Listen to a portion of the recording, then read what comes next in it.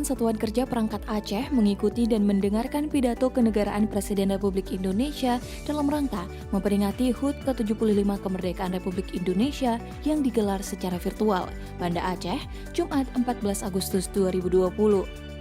Dalam sambutannya, Presiden Republik Indonesia Joko Widodo mengatakan peringatan kemerdekaan di tahun ini sedikit berbeda dibandingkan dengan tahun lalu. Jika Hari Kemerdekaan Indonesia selalu semarak dan banyak kegiatan, namun kali ini tidak bisa dilakukan akibat pandemi COVID-19. Setidaknya sebanyak 215 negara, kata Jokowi, saat ini sedang menghadapi masa sulit akibat pandemi COVID-19. Ia mengatakan, momentum COVID-19 jangan diartikan sebagai sebuah kemunduran, melainkan menjadi sebuah peluang kebangkitan untuk mengejar ketinggalan Indonesia dengan melakukan sebuah lompatan baru. Dengan lompatan-lompatan besar tersebut, kata Jokowi, akan membawa Indonesia di usia ke-75 tahun ini menjadi negara upper middle income country. Sehingga pada usia seabad Republik Indonesia, yakni 25 tahun ke depan, Republik Indonesia harus sudah mencapai kemajuan yang besar dan menjadikan Indonesia sebagai negara maju.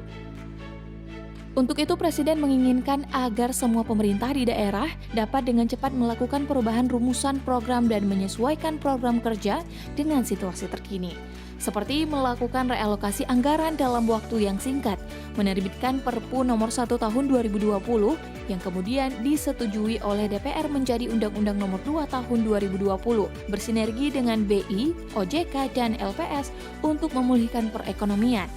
Di masa pandemi COVID-19, baik itu pemerintah maupun masyarakat harus mengubah pola pikir dan etos kerja sehingga lebih fleksibilitas, cepat, dan ketepatan sangat dibutuhkan, sehingga efisiensi, kolaborasi, dan penggunaan teknologi juga harus diprioritaskan.